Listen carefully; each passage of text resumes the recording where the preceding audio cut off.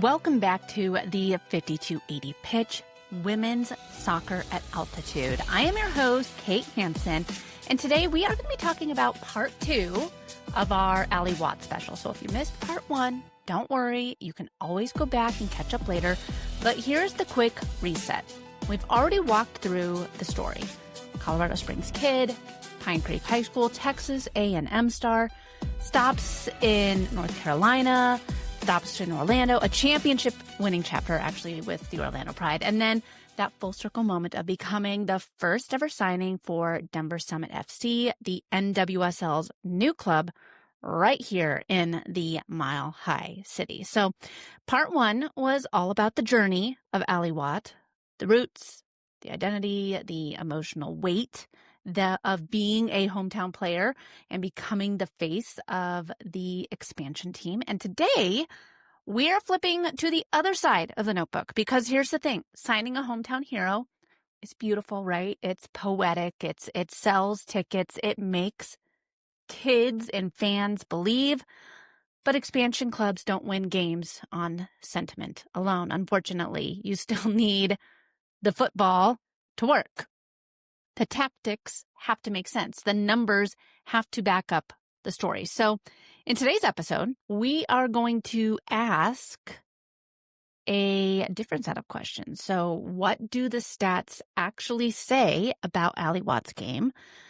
How do those numbers translate into on-field impact, especially for a brand new club here at Altitude? And what are some of the risks if Denver Summit leans too heavily on her? And finally, last but not least, if all things go right in 2026, what kind of season can we realistically expect from her? So think of part 1 as origin story, part 2 as the scouting report plus future forecast. Same player, same narrative, but now we're zooming in on details that coaches, analysts, and frankly, obsessive fans like you and me think about when we are imagining how this team is actually going to play. Because when you start to peel back the layers of Watt's game, you see a very specific picture. A forward who lives in the transition game.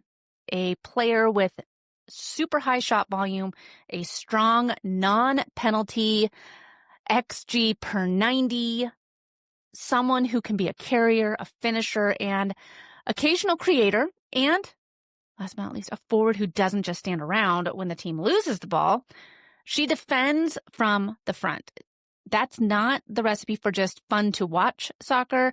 That is a template for how you build an expansion team's identity. So in a little bit, we're going to talk about how that translates into Denver Summit FC style, what could go wrong if the supporting cast isn't there, and why this signing matters for Colorado and the broader NWSL ecosystem. But before we get into any of that, I want to do something that's kind of my favorite part of these deep dives. I want to walk you inside her game. Not just Allie is fast or Allie scores. We all know that, right? I want to talk about when she runs, where she runs, how often she shoots, where she defends, and what her per 90 numbers whisper about her habits and why those habits are exactly what you want when you're building a club at elevation with a blank tactical canvas. Here's something that I want you to keep in mind as we start to do a deep dive into Allie Watt. So her signing is not just the homecoming story, right? We talked about that last episode, but it is a blueprint. And the data, the on-field tendencies, the way she moves and presses, all of it gives Summit FC a ready-made identity to build around. We are going to talk about that. We're going to talk about transition, shot volume, versatility, defensive work rate. We are going to unpack what the stats reveal about her play style and honestly why us Summit fans should be feeling very, very optimistic.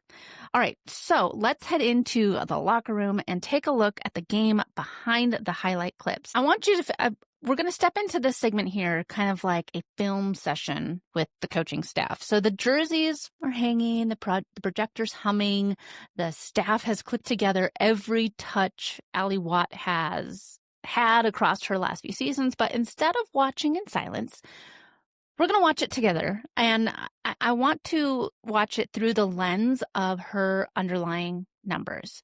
So let's start with the big picture. If you look at her statistical profile, especially in recent seasons, a few things jump out immediately. She is taking a lot of shots relative to minutes played. To her non-penalty expected goals per 90 is high. We're talking about a top tier among forwards. She is involved in progressive carries and carries the ball into dangerous areas. And something that I really admire about her game is her defensive actions. So her tackles, the pressures, blocks, even some of the aerial work. They're not an afterthought. They are very, very meaningful and impactful. And if you're someone who does not live in the spreadsheets, don't worry.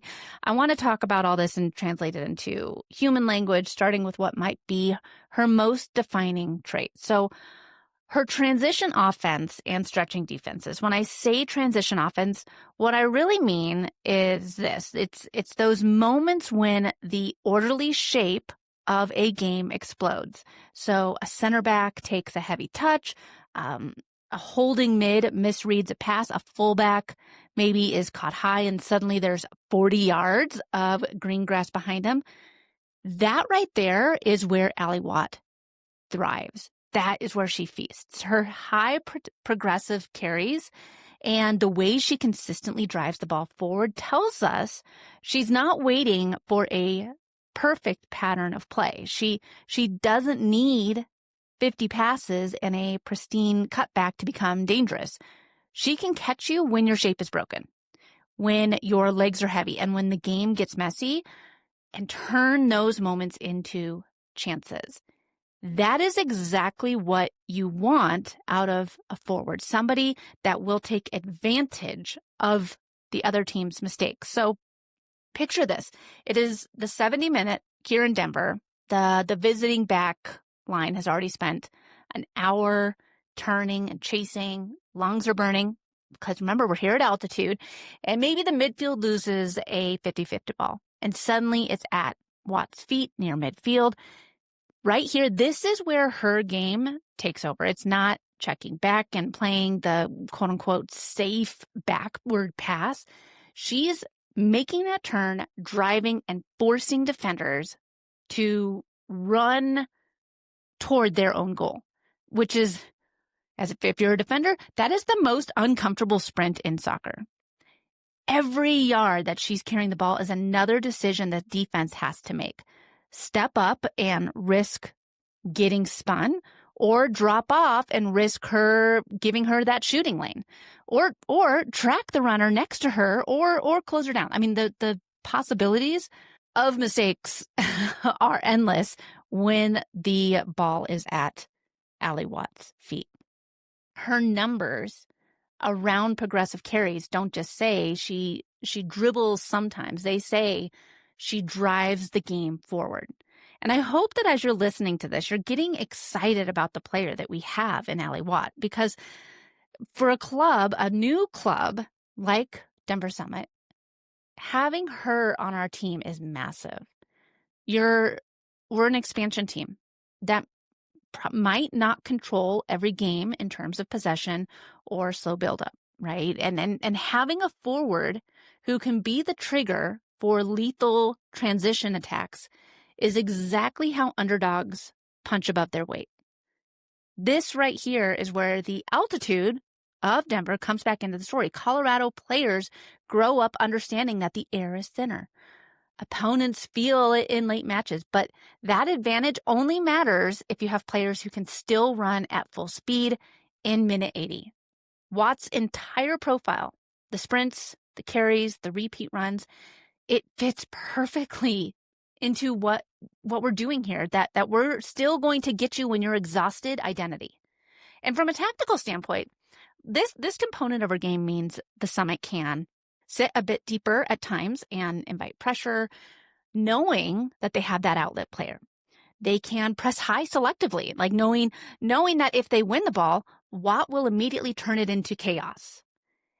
We can exploit opponents who try and play an expansive possession-heavy style without defensive security. So in other words, her transition threat gives Denver permission to play a dynamic, vertical brand of football without being reckless. Now, I want to talk about shooting because not just the one amazing goal that you saw in a clip, but her shooting that she's doing week in and week out, because some forwards have one or two headline seasons and then fade. They're highlight reels that's why they're called highlight reels. They look incredible, but the underlying numbers, they tell you they're relying on low percentage shots, the miracle finishes, the moments that just don't repeat over time. But that's not the story with Ally Watt. Her non-penalty XG per 90 and her shot rate tell you something very specific. She's getting into good positions and doing it often. Those metrics don't spike for a month and then vanish. They tend to stabilize over time. If you're consistently near the top of those categories, it is because your movement and your instincts are generating dangerous looks on a regular basis. And here's the key. She doesn't need perfect service to make it happen. I want you to think about the type of forward who's invisible until the perfect cross arrives at the back post. They're useful, sure, but dependent, right? And Watt's game is more self-starting than that. She makes repeated runs in behind. She drives at defenders with the ball. She takes on tight shooting windows. She's not waiting for someone else to script the perfect chance for her. But it doesn't mean that she's wasteful. It means she understands something fundamental about being a forward in this league. If you consistently put yourself in the right spot, the goals and assists tend to follow over a full campaign. So what does this mean for the Denver Summit? It means they're not betting on someone who will give them one jaw-dropping goal every few months and then disappear the rest of the time. They're building this new team around a forward whose volume of threat is high. Think of it like a steady drumbeat that is not just a few, cymbal crashes. Over 90 minutes, that is exhausting to defend. Over a season, it adds up in real, tangible production.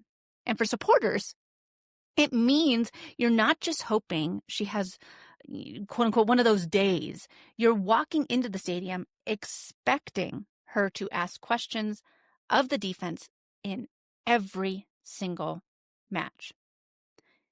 And one of the most fun things about analyzing Watt's game and doing this deep dive on her is realizing just how many ways that she can hurt you. So if you look at her actions on the pitch, where she receives the ball, where she dribbles the ball, where she shoots, who she's combining with, you don't just see a player who lives exclusively inside the penalty spot or glued to the touchline. You see a variety. She can lead the line as a central striker, living on the shoulder of the last defender. Or she can drift wide, especially to the left, and attack the box from the wing. Or she can drop slightly deeper as a secondary forward, linking play and running off a central line. So, and that honestly, if you have that versatility, that is a gift for any coach. So let's just say the Summit plays a 4-3-3 1 week. And the plan is to stretch a compact, low block defense. You put Watt wide, ask her to isolate a fullback, and then let her cut inside on the dribble or attack the space between the center back and the fullback. Next week, you're on the road to a team that loves to dominate the ball but leaves space behind. Now you move her central, and she's timing run after run in behind as your midfield looks to hit early passes over or through the back line. And then let's say another match, maybe you want to try out a 4-4-2 or a box midfield with two forwards. Pair her with a bigger target 9 or a false 9. And suddenly, she's the one attacking the space off their shoulder, reading flick-ons, running onto second balls. Underneath all those tactical shapes, her core traits stay the same. She carries, she shoots, she helps create chances, either directly or by forcing defensive rotations. That versatility is a nightmare for opposing coaches because it means you can't simply say, Allie Watt will be here. We just shut down that area. She moves. She moves on the pitch. She adapts. She changes her stripes depending on the game plan. For Denver, this unlocks something incredibly valuable. The ability to evolve over time without changing the foundational star. So they can tweak the structure, test different formations, and adjust to opponents, all while keeping the same primary attacking engine on the field. Now, here's a part of Allie's profile that I still think flies under the radar, even among plugged-in fans. And this is her defensive output. So when you scan her per 90 numbers for tackles, blocks, clearances, aerial challenges, and pressing actions, she's not sitting in the basement of those charts. She's right there in the mix among the better defensive forwards in the game. And that tells you something critical. She doesn't switch off when her team loses the ball. She plays that full 90. In modern NWSL context, where so many teams build their identity around pressing and counter-pressing, and a forward who defends from the front is a non-negotiable. You can't carry a passenger who walks around when the possession changes. The first line of pressure usually starts with the 9, and if that player is late or lazy, the entire structure behind them breaks.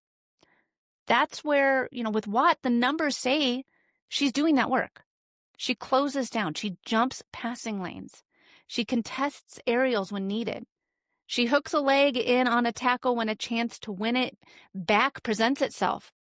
And for Denver Summit, a new Denver Summit team that's still figuring out exactly what kind of high intensity or pressing structure they'll implement, having a forward like that is a huge advantage. It gives the coaching staff so much tactical freedom. They can design a press that starts with her. They can trust her to chase, lost causes and turn them into half chances. They can ask her to set the tone in big home games where the energy in the stadium and the altitude makes pressing even more effective. When you combine all of these 4 buckets, the transition threat, the high chance volume, the attacking versatility, and the serious defensive work, you don't just have a good player. You have a prototype for how an expansion team can play. Let's flip the tactics board. Let's look at the club instead of just the player and put it all together. Because I'm going to whip out my chalkboard here, and we've talked about who Allie Watt is as a player. I want to talk now about what the identity of this team might become because of her. So imagine that you are in the room the day the Summit's technical staff sketches out their first real tactical vision on a whiteboard. There is no, this is how we always played, because there is no always, right? This is a new team. There's just blank space, a few markers, and the reality of building a club from scratch. And if you list out what an expansion side might want in its very first signing, it probably looks like this. And I see a lot of similarities with what the signings that we've seen so far from the Summit, and similarly on the Colorado Avalanche. And bear with me here, because I think that they are going to try and build a similar team to what the Colorado Avalanche have done. I see a team that is going to be high energy. They're an attacking threat. Their ability to hurt teams in transition, the willingness to press, flexibility in different shapes, Watt checks every single one of those boxes. And from a purely footballing perspective, her signing gives Summit a launch pad for a style of play that is all of those things: aggressive, vertical, intense, and a very difficult, and all of that is very difficult to play against at altitude. And this is one thing, too, that I think that with the Summit signing Allie Watt as the first player makes sense, is they don't have to spend 2 years figuring out who are we. They're going to look at her game and say, we're a club that runs, that stretches defenses, that makes you pay when you're sloppy. That doesn't let you play out of the, and that doesn't let you play out of the back comfortably, because she can create and she can finish. They don't have to build a super delicate system around her to, get more production out of her. She doesn't need the ball laid on a silver platter. She's used to working for chances, making runs, chasing loose balls, pressing, carrying from deep. As a coach, that is liberating to have that type of player on your team. Now let's set tactics aside for a second and think about the symbolic side. This is a Colorado-born player with her soccer roots here and now becoming the first name tied to the franchise. It's not just smart. I talked about this in the last episode. It was very intentional. And I see that as the front office saying, we want our identity to feel like it actually belongs in this place. Kids in the Springs, families in Denver, high school players in Fort Collins, youth teams in Pueblo. They won't just see a logo on a jersey. They're going to see someone who walked similar fields, breathed that same thin air, played under the same mountain skyline, and is now the face of their NWSL club. And from a community building perspective, that makes her a walking brand identity. It's proof of concept that the pathway from Colorado youth soccer to the NWSL is possible. It is a huge rallying point for local media, and player supporter groups can immediately adopt Allie as one of our own. And that kind of connection is the difference between an expansion club that feels, like they're still trying to kind of find their feet, and one that feels like home from day one. I also want to talk about the fact that she is in her prime. Allie Watt is in her prime right now. She's not a rookie, just, that you're hoping to see like what will come from her. And she's not a late career veteran that you're bringing in just for a farewell tour, which happens so often in MLS. Allie is in that sweet spot. So she's experienced enough to trust, and she's still young enough to grow the club. So when Denver puts together their multi-year plan, Watt is that constant. It's who fits around her, who complements her pace, who can take advantage of the space that she's creating. The value there isn't just the goals and the assists. It is continuity and the ability to say, no matter what else changes, we know what we will get from Allie Watt. Now, there have been other signings, which we will get into some of those other signings that the Summit has signed since the Allie Watt signing. Everyone's going to get their time in the spotlight here on the show. And I don't want all of us fans and the Summit to lean too heavily on Watt, because I think that we've seen this with other NWSL teams over the years. Clubs that rely too heavily on one star attacker, and if that attacker or that star starts to stall, it can have a lot of very negative impacts. And Denver has to avoid becoming the Watt plus 10, team. For this to work, they need at least one or two other legitimate attacking threats to keep defenses honest. Who are those attacking threats? Who are those complementary pieces that Denver is going to build around Watt?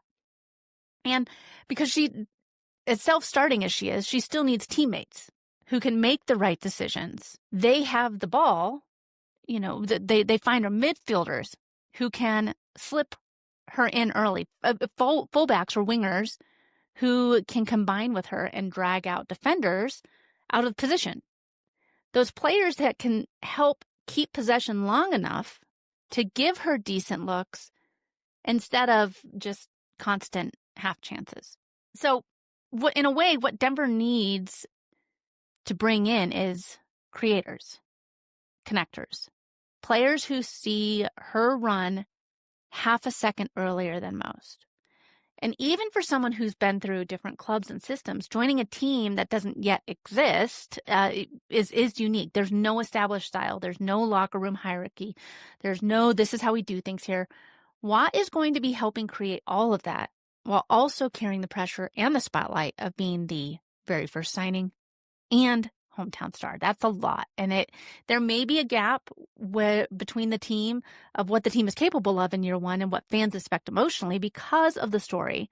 There might be some matches where the Summit plays decent football, but they just can't finish. There might be stretches where the chemistry isn't right there yet. It's going to be a very interesting year to see what happens. Because if the Summit lean on Watt too much for her and expect her to just go full throttle for 90 minutes every single match with minimal rotation, think of the risk of fatigue or injury. And that's just reality, folks. So one of the quiet but crucial storylines of 2026 will be how Denver manages her. Are they smart about minutes in congested stretches? Do they have enough depth to occasionally rest her without collapsing the entire game plan? Because for all of the tactical and emotional importance she carries, one of the most important numbers might simply be minutes played. Not because more is always better, but because the right minutes matter most. So with all that in mind, what does a realistic, optimistic Watt season look like in the Summit's first year? And I think that if the Summit builds even a competent supporting cast around her, and if Watt is able to stay healthy, I think it is entirely reasonable to project at least 10 to 12 goals and maybe 5 to 7 assists. I think that Watt will have a place among the league's leaders in shots per 90 and expected goals.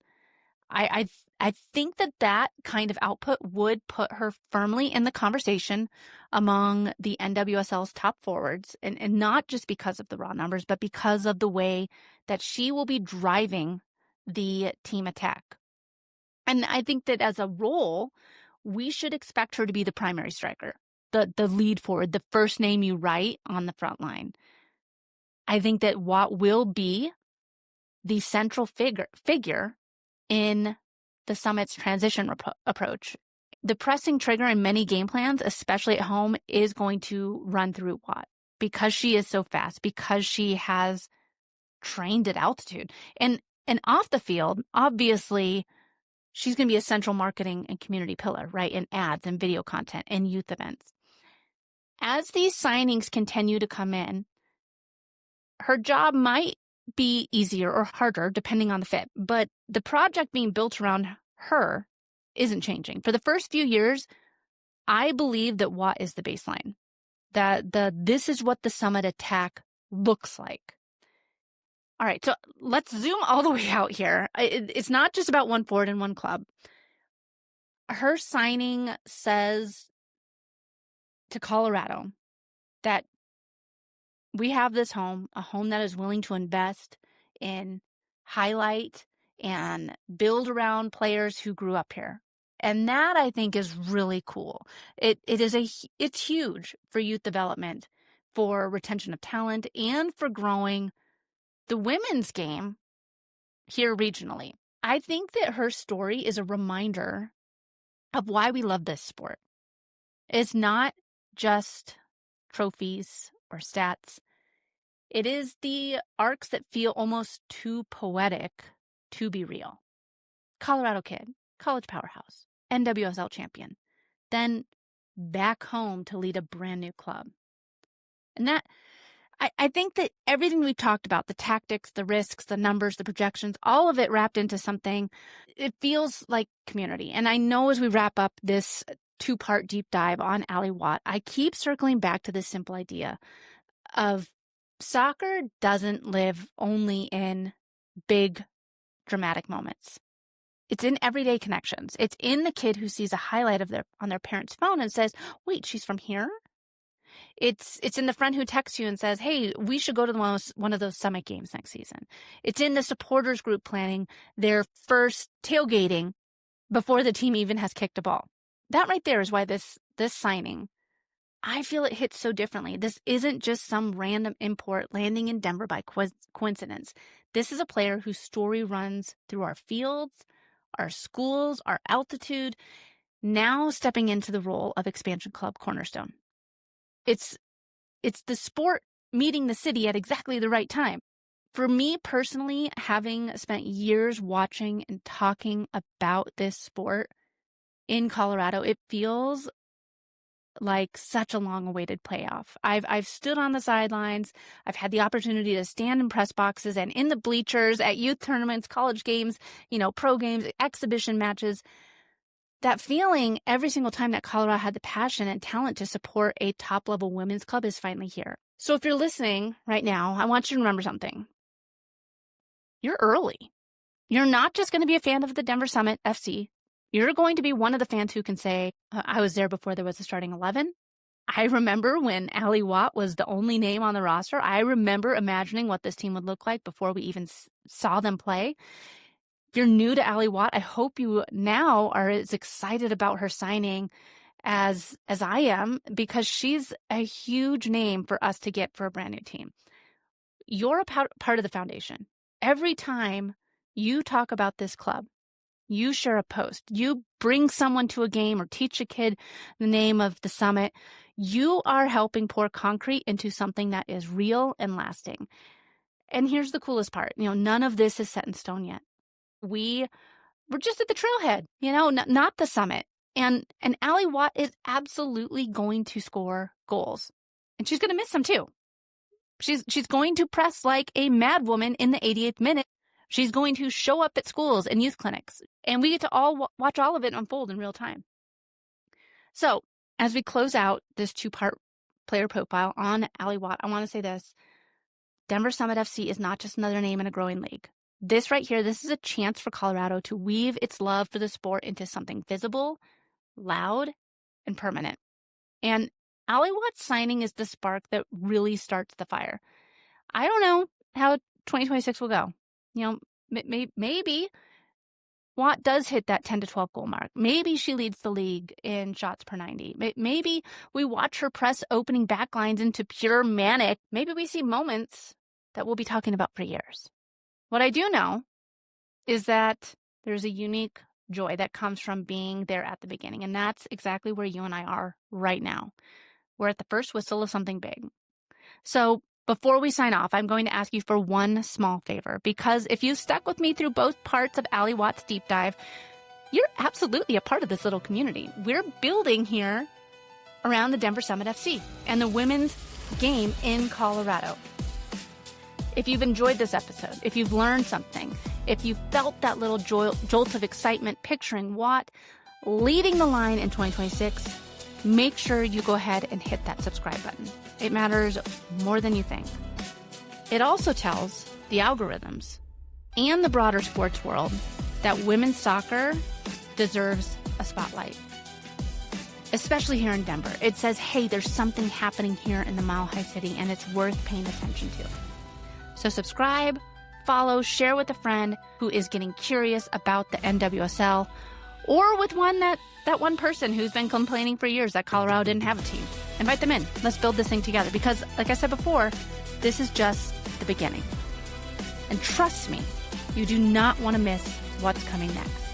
Be sure to tune in to the next episode. We're going to be diving into some more player profiles before the season kicks off so that you can find your favorite player on the Summit and learn a little bit more about this starting 11 that will be taking the field for your 2026 Denver Summit kickoff at Mile High Stadium.